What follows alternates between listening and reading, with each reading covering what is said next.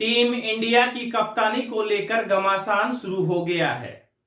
रोहित शर्मा जैसे ही test team की playing 11 से बाहर होते हैं तो कप्तानी छोड़ने के साथ साथ क्या टीम इंडिया से भी रोहित शर्मा को बाहर कर दिया जाएगा और कौन होगा भारतीय टेस्ट टीम का नया कप्तान? क्या विराट कोहली को दोबारा से कप्तान बनाया जाएगा या ऋषि पंत कमान संभालने वाले हैं या फिर जसप्रीत बुमराह जो कि तेज गेंदबाजी के साथ साथ भारतीय टीम का नेतृत्व करते हुए भी दिखाई देंगे, या शुभमन गिल या केएल राहुल में से कोई भारतीय टीम का कप्तान होगा? बताएंगे आपको कौन हो सकता है भारतीय टीम का कप्तान। लेकिन उससे पहले अगर आप भी क्रिकेट की सभी जानकारियां पाना चाहते हैं तो चैनल को सब्सक्राइब जरूर कर लें। सबसे पहले आपको बताते हैं कि कौन सा कप्तान क्यों हटने वाला है और किस खिलाड़ी को भारतीय टीम का कप्तान बनाया जा सकता है, या फिर किसी खिलाड़ी के कप्तान बनने में कौन सी रुकावट आ रही है। उन सब विषयों के ऊपर चर्चा करना बेहद जरूरी है। बात करें रोहित शर्मा के, तो अब रोहित शर्मा के बाद अगला टेस्ट का कप्तान कौन होगा, यही सब जानने के लिए इस वीडियो में खबर आपके लिए है। रोहित शर्मा टीम इंडिया के लिए घर में न्यूजीलैंड के खिलाफ 3-0 से टेस्ट सीरीज हारी। 12 साल के बाद पहली बार टीम इंडिया ये टेस्ट सीरीज हारी थी, यानी कि घर में टेस्ट सीरीज हारी थी। ऑस्ट्रेलिया में 3 बार कप्तानी की और 2 मैचों में टीम इंडिया को हार मिली। रोहित शर्मा की कप्तानी की बात की जा रही है। बारिश के कारण तीसरा टेस्ट ड्रा रहा। इसी के साथ भारत बीजीटी यानी कि बॉर्डर गावस्कर ट्रॉफी में भी 10 साल बाद हार का सामना करना पड़ा है भारतीय टीम को। रिकॉर्ड बेहद चौंकाने वाले हैं, इसीलिए कप्तानी के ऊपर तलवार लटकी हुई है और आखिरी टेस्ट में तो रोहित शर्मा को बाहर भी बैठना पड़ा। अब बाहर बैठना पड़ा है या बैठाया गया है, ये तो सभी क्रिकेटर या सभी क्रिकेट फैंस जानते ही होंगे। रोहित की कप्तानी जारी रखने में सबसे बड़ा रोल, यानी कि रोहित की कप्तानी ना रहे, रोहित को कप्तानी से हटा दिया जाए, इसमें सबसे बड़ा रोल उनकी खराब फॉर्म दर्शा रही है। रोहित शर्मा ने ऑस्ट्रेलिया में 31 रन ही बना पाए हैं। 2024 में तो वह 10 बार सिंगल डिजिट स्कोर पर आउट हुए हैं। अब ऐसी अगर स्थिति रहेगी किसी खिलाड़ी की तो फिर उसे कप्तान कैसे बनाया जा सकता है? यानी कि कप्तानी रोहित शर्मा बेहद पॉपुलर और ताबड़तोड़ खिलाड़ी हैं, इसमें कोई दो राय नहीं है।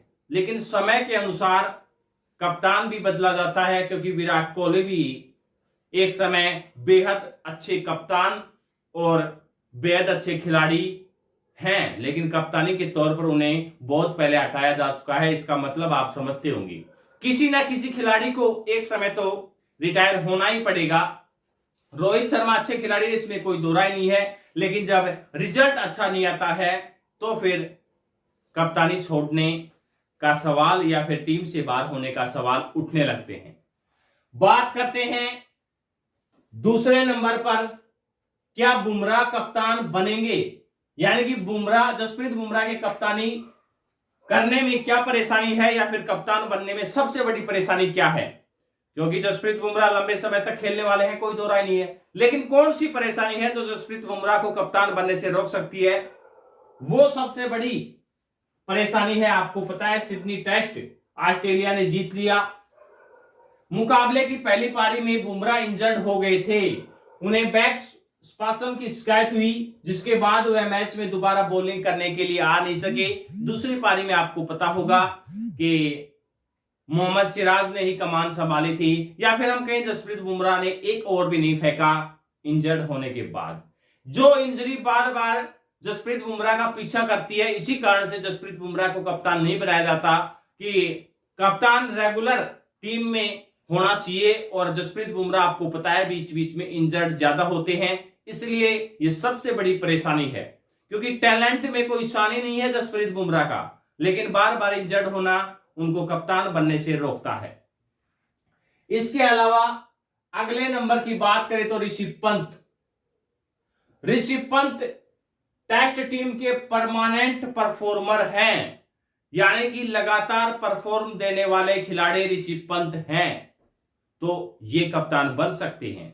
ऐसी कोई भी क्वालिटी अभी तक नहीं देखी जा रही जो ऋषभ पंत को कप्तान बनने से रोकती हो।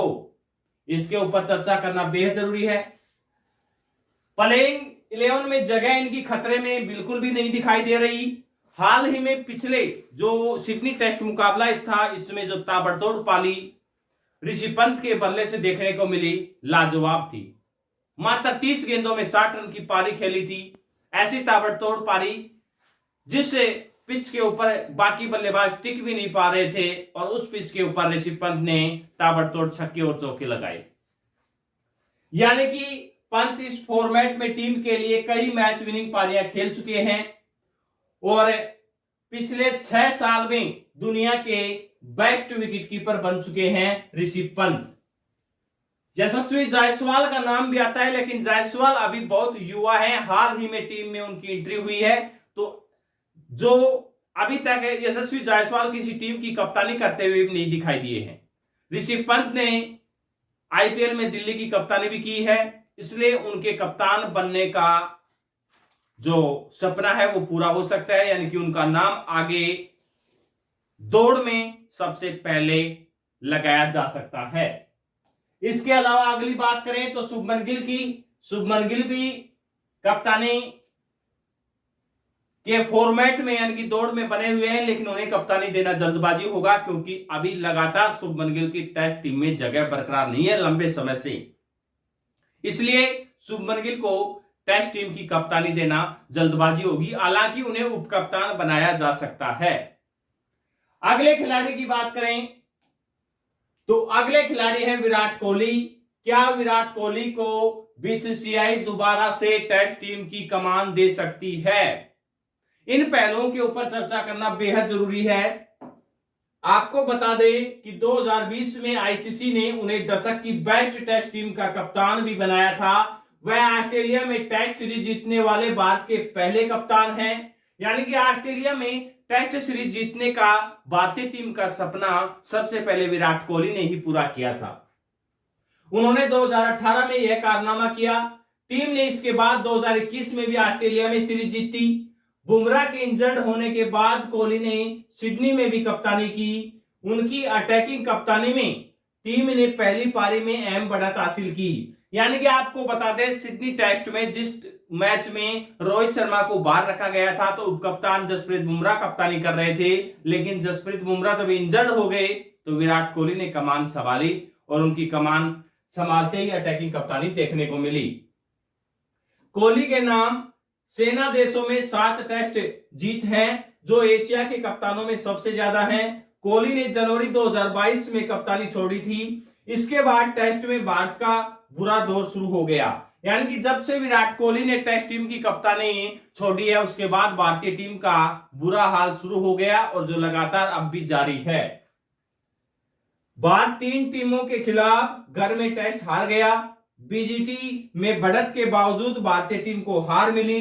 न्यूजीलैंड जैसी टीम से घर में व्हाइट वॉश झेलना पड़ा। न्यूजीलैंड इससे पहले भारत को कभी भी लगातार 2 टेस्ट मुकाबले भी नहीं हरा पाई है, जो हाल ही में 3-0 से भारतीय टीम को हारना पड़ा। हालांकि विराट कोहली का बैटिंग फॉर्म टेस्ट पिछले 5 साल में कुछ खास नहीं रहा। वह 2 ही शतक लगा पाए हैं। साथ ही बीसीसीआई ने लंबे समय से किसी पुराने स्थायी कप्तान को फिर से कप्तानी भी नहीं दी है। कोहली 2 साल तक ही कप्तानी कर सकते हैं। बीसीसीआई को फिर नया कप्तान चुनना पड़ सकता है। यानी कि अगर विराट कोहली को अब कप्तानी दी जाती है तो कुछ दिन बाद दोबारा कप्तान बदलना पड़ेगा, क्योंकि विराट कोहली अब आखिरी दौर में चल रहे हैं अपनी बल्लेबाजी के या अपने क्रिकेट के आखिरी दौर में है। इसलिए बीसीसीआई चाहेगा क्योंकि ऐसे युवा खिलाड़ी को कप्तान बनाया जाए जो युवा खिलाड़ी भविष्य में या फिर अगले 5-6 साल तक भारतीय टीम की कप्तानी कर सके। इसके अलावा केएल राहुल का नाम भी सामने आ रहा है। बेहतरीन ओपनिंग और बैटिंग की ऑस्ट्रेलिया के खिलाफ भी। उन्होंने सीरीज में 30 की औसत से 276 रन बनाए और वह टॉप 5 स्कोरर में शामिल रहे।